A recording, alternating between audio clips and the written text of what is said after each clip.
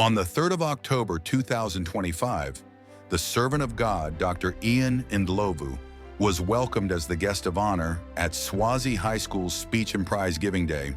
He delivered a powerful message titled Rising Stronger, the Power of Perseverance in a Dynamic World.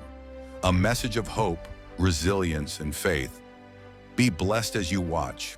I'd like to take this opportunity to appreciate the director of the ceremony and also appreciate the Almighty God who has given us the opportunity to be together. I'd like to appreciate the school administration, which is headed by Mr. Msip, and the community abazali. Siyabonga kakhulu labantwana besikole. uNkulunkulu alenzele kahle. Amen. I would like to go to my speech in the interest of time. My speech is entitled Rising Stronger, the Power of Perseverance in a Dynamic World.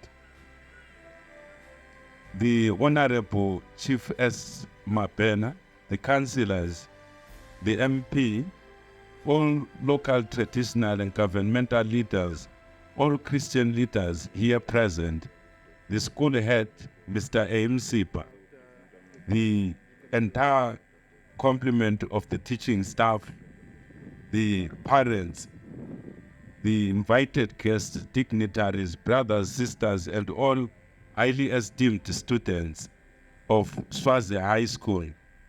Good afternoon. Saribonani. It is an honor to stand before you as a congregation on this annual speech and prize giving day.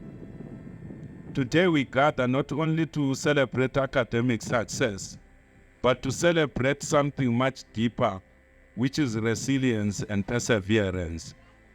There is an old adage that says, smooth seas do not make skillful sailors. It is through storms of life that we learn to navigate, stand firm, and grow stronger. That is why today's theme of growing through challenges, therefore celebrating resilience and perseverance, is not just a mere statement, but a timeless truth that must carry all of us through the remainder of our lives here on earth. Resilience is the ability to rise after falling or experiencing setback. Perseverance is the decision to keep going when the road is long and hard. As the Bible declares in James chapter 1, verses 2 to 4, consider it pure joy, my brothers and sisters, whenever you face trials of many kinds, because you know that the testing of your faith produces perseverance. Let perseverance finish its work, so that you may be mature and complete, lacking nothing, not lacking anything. I know that many of you walk long distances to school, sometimes study without adequate energy or electricity, or even share textbooks with classmates. I heard the school head talking about the shortage of literature or books to facilitate learning. It is something which is a challenge across the country. But I believe God is going to help us as a school. Yet you are here learning, growing, and building your future. That is perseverance. Between 1991 and 1996, I also experienced the same kind of situation. Where I was doing Form 1, I used to walk 20 kilometers to school and 20 kilometers from school. So I would leave home at 4:30 in the morning. I don't know whether it's really morning or in our language, but I thank God that through perseverance and resilience, I was able to surmount the challenges. I'm just sharing a bit of that story to inspire someone who may be coming maybe 6 kilometers away from this school, or 10 kilometers away from this school, or even maybe 7 kilometers away from the school, that you must continue to persevere. Today we celebrate the prize winners.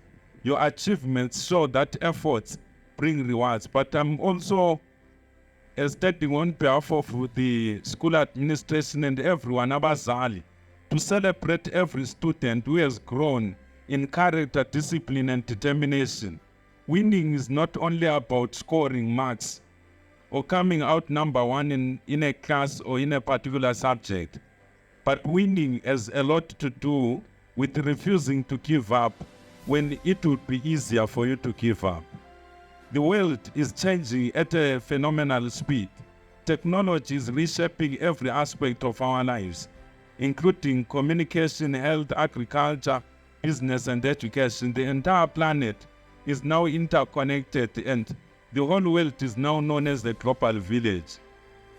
I'm quite sure that through Starlink and through cellular networks, we are now able to connect to the whole world, even in rural areas. In Zimbabwe, our curriculum is shifting from just memorizing facts to building key competencies in such areas as critical thinking, problem solving, and ICT skills, as well as entrepreneurship.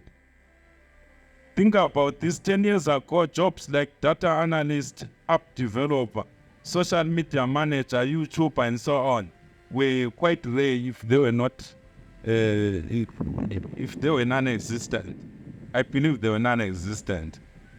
We live in a fast-paced world in which all of us must expect the unexpected. Let us be honest, students face many challenges: limited resources, financial hardships, family struggles, and sometimes even hunger. Yet in every challenge lies an opportunity. Your difficulties are not meant to destroy you, but they are meant to build you. I just want to share very quickly a story which maybe most of us can easily identify with. The story of Dr. Strive Masiyiwa. Dr. Strive Masiyiwa, one of the leading entrepreneurs in Africa and indeed in the world, grew up in rural Zimbabwe in Mashonaland and Central. He was not rich, born rich or from a rich family. He didn't have the resources that he needed in order to start a company.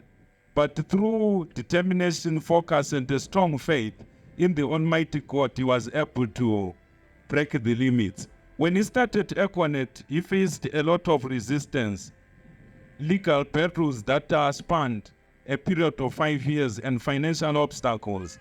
But after a protracted struggle, he was able to get a license in 1998, and this company started operating in July 1998. I believe most of us have got party or Econet lines. It's because of the struggle of someone who grew up in a rural community like all of us, who was able to break the limits. Today, Econet is one of the largest telecommunications companies in Africa. Strive Masiyiwa is not only a billionaire, but is also a philanthropist who has provided more than 250,000 scholarships for African students, not only students in Zimbabwe, but in other countries as well. I believe this story serves to inspire us that there are many Strive Masiyiwas that the Almighty God can raise from this community. Whether you're a girl or a boy, don't look at your background as a limiting factor. With the help of the Almighty God, the community around us, and the teaching fraternity, you are able to achieve your goals. So my message to the learners, I've got just 4 quick points. Number 1, you must work hard academically. Excellence is a form of resilience. Thomas Edison said genius is 1% inspiration and 99% perspiration or sweat. And as they say, sweat comes from sweat.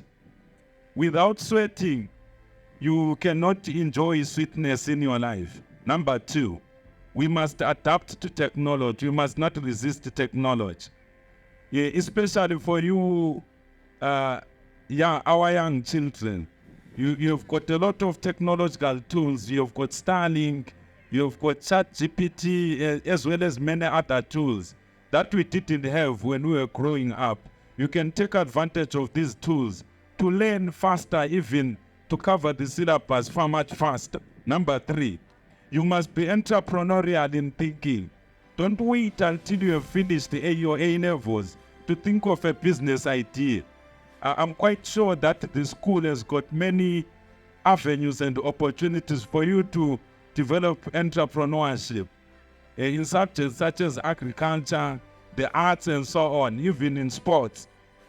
Be entrepreneurial. And then number 4, build your character. Integrity and discipline are your greatest assets that you will need everywhere you go.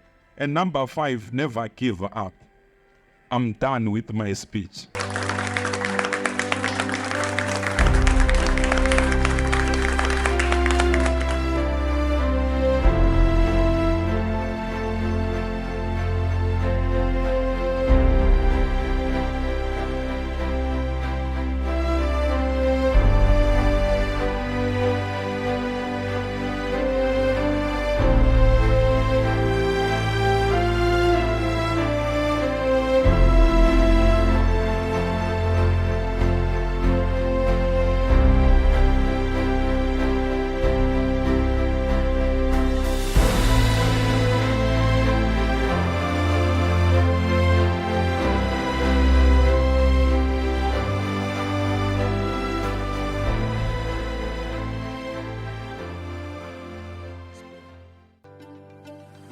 Thank you for watching. If you found this video helpful, don't forget to like, share, and subscribe to our channel. Hit the notification bell so you never miss an update. See you in the next video.